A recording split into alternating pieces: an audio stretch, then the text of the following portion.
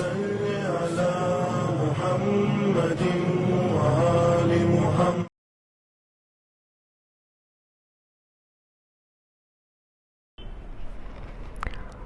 لا حول ولا قوة إلا بالله العلي العظيم. أعوذ بالله من الشيطان الرجيم. بسم الله الرحمن الرحيم.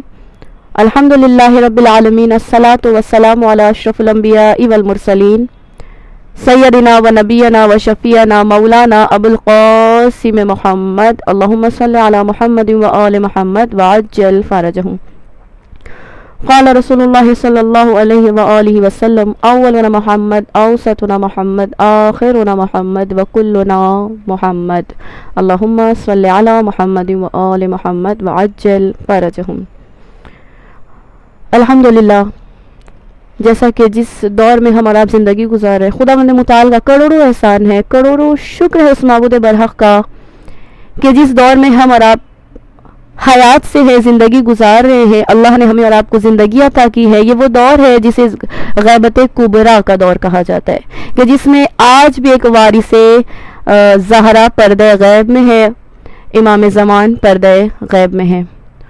اور اس غیبت کبریٰ کے دور کا تقاضا یہ ہے کہ جو بھی امام سے متصل ہونا چاہتا ہے، منسلک ہونا چاہتا ہے، اس پر واجب ہے، اس کے لیے ضروری یہ ہے کہ وہ اپنے وقت کے امام کا منتظر رہے، یعنی اپنے وقت کے امام کا انتظار کرے.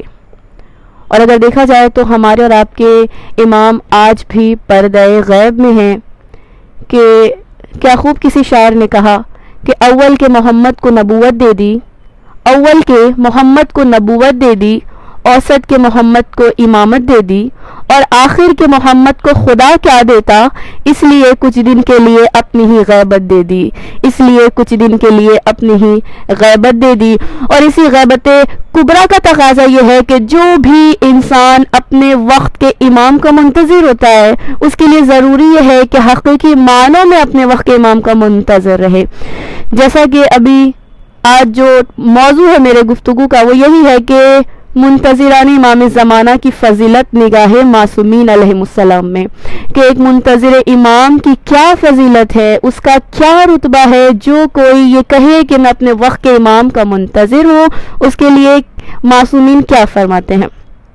حدیثوں میں وارد ہوا ہے، جیسا کہ حدیث میں ملتا ہے کہ رسول خدا کا ارشاد گرامی ہے. رسول خدا کیا ارشاد فرماتے ہیں کہ انتظار و فرج العبادہ، کہ انتظار و فرج کیا ایک بہترین عبادت ہے. اگر کوئی انسان بہترین عبادت کرنا چاہتا ہے، اگر کوئی انسان اپنے رب کا قرب حاصل کرنا چاہتا ہے، اگر کوئی بندہ اہل بیت کی محبت پانا چاہتا ہے، اگر کوئی بندہ اپنے وقت کے امام سے منسلک ہونا چاہتا ہے، متصل ہونا چاہتا ہے، توسل کرنا چاہتا ہے، اپنے وقت کے امام کی محبت میں ڈوب جانا چاہتا ہے، تو اس کے لیے ضروری کیا ہے؟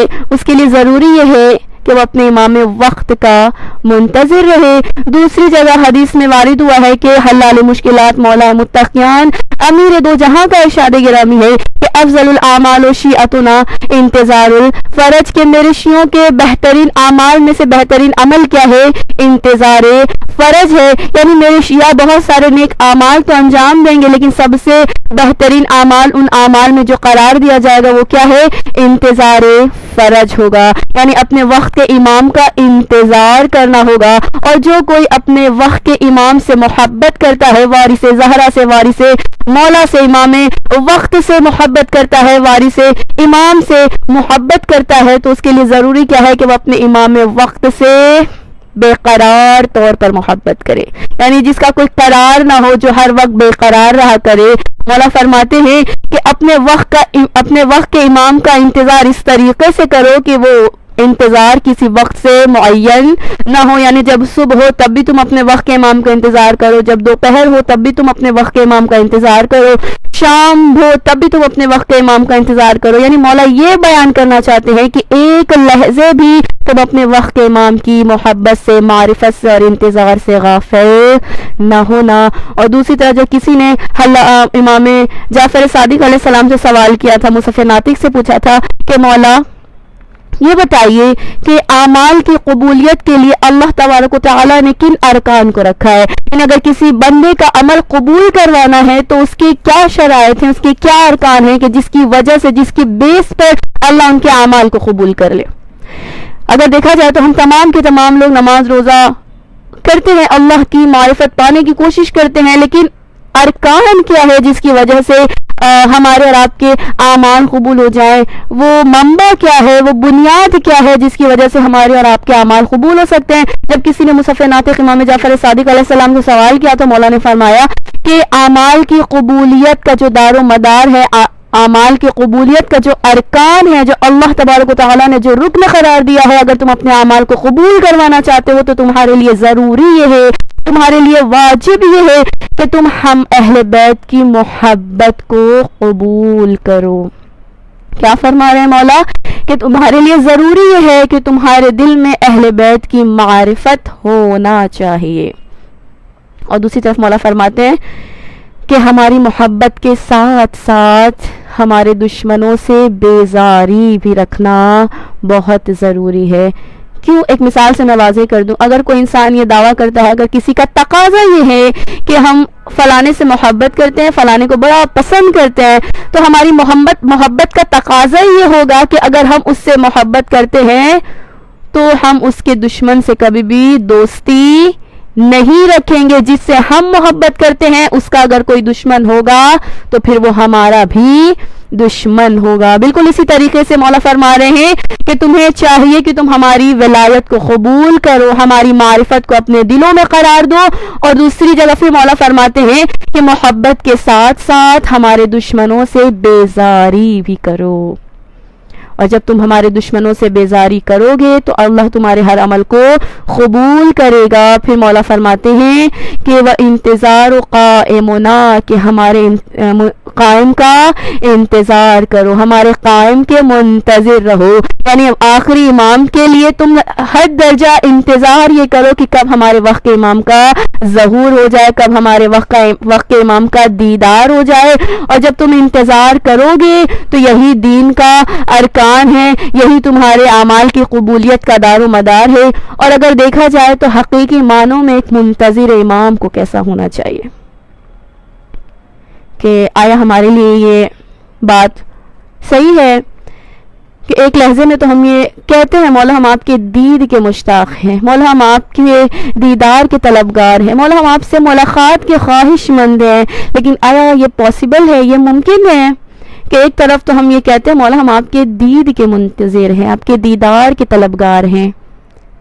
مولا فرماتے ہیں کہ ہمارے چاہنے والوں کو ایسا ہونا ہے، ہمارے منتظرین کو ایسا ہونا ہے کہ دوسرے لوگ جب دیکھیں تو دیکھ کے یہی پکار اٹھیں کہ حقیقی معنوں میں اگر کوئی امام میں وقت کا منتظر ہے تو یہی بندہ ہے کہ جس کے کردار سے امام وقت کا دید، امام وقت کے انتظار کا جو لمحہ ہے وہ پھوٹ پھوٹ کے نظر آ رہا ہے، کہ جو ہر لحظے میں اپنے وجود کو اگر کسی چیز کے لیے اس نے رکھا ہوا ہے تو بس اسی چیز کے لیے قرار دیا ہے کہ کب میرے وقت کے امام کا ظہور ہو جائے، کب میں اپنے وقت کے امام کو دیکھ سکوں۔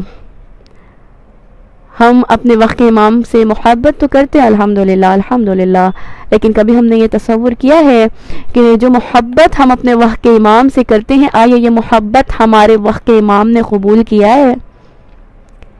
ہر فرائیڈے، ہر جمعہ کے دن ہم دعائے ندبہ کی تلاوت کرتے ہیں، دعائے ندبہ پڑھتے ہیں، دعائے سماعت پڑھتے ہیں۔ کیوں؟ کیونکہ جمعہ کا دن وارث زہرا امام زمانہ کی ذات اقدس سے منسوب ہے، امام کو یاد کر لیتے ہیں، امام کے لیے صدقہ و خیرات کر دیتے ہیں، امام کے لیے تسبیح پڑھتے ہیں، العجل یا امام، العجل یا امام۔ لیکن آیا ہم نے اپنے کردار کو ویسا بنایا ہے جیسا ایک حقیقی منتظر کے کردار کو ہونا چاہیے؟ آیا ہم نے اپنے آپ کو اس طریقے سے تیار کیا ہے جیسا ایک حقیقی معنوں میں ایک منتظر امام کو ہونا چاہیے؟ ایک مثال کے ذریعے سے میں واضح کر دوں کہ امام وقت کو کیسے منتظر چاہیے، امام وقت کو کیسا انتظار کرنے والا چاہیے۔ ایک مثال سے کہ دو کسان ہیں، دونوں کی یہی دعا ہے کہ پروردگارہ بارش کو نازل فرما۔ کیوں؟ کیونکہ وہ کھیتی باڑی کا کام کرتے ہیں اور جب بارش نازل ہوگی تو ان کے کھیت ہرے بھرے ہو جائیں گے۔ تو انتظار تو کر رہے ہیں پروردگارہ بارش کو نازل فرما، پروردگارہ بارش کو نازل فرما، بارش کے نازل ہونے کا انتظار کر رہے ہیں. دیکھیں ایک ہوتا ہے ایکٹیو، ایک ہوتا ہے پیسو. اب ان کا انتظار کیسا ہے؟ ان میں دو کسان ہیں، دونوں کا کہنا ہے پروردگارہ بارش کو نازل فرما، دونوں کی دعائیں یہ ہے پروردگارہ بارش کو نازل فرما.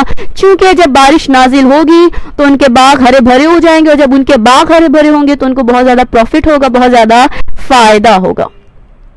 اب دونوں کی دعا ایک ہے بارش نازل ہو، دونوں کا مقصد ایک ہے بارش نازل ہو، دونوں کی چاہت ایک ہے بارش نازل ہو، دونوں کا کہنا ایک ہے بارش نازل ہو، لیکن دونوں کے مزاج الگ الگ ہیں، دونوں کے کردار الگ الگ ہیں، دونوں کے افعال الگ الگ ہیں. دونوں کی دعائیں تو ایک ہے لیکن دونوں کا مزاج الگ ہے.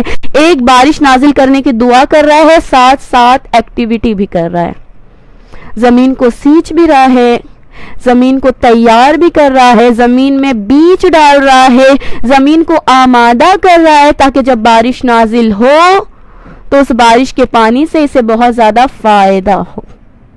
کیونکہ اگر خالی بارش ہوگی تو اسے کوئی فائدہ نہیں ہوگا. وہ بارش آنے سے پہلے اپنی زمین کو پریپیئر کر رہا ہے، اپنی زمین کو آمادہ کر رہا ہے، اپنی زمین کو سینچ کر تیار کر رہا ہے کہ جب اس زمین پر پانی آئے گا، بارش نازل ہوگی، باران رحمت برسے گی تو مجھے فائدہ ہوگا.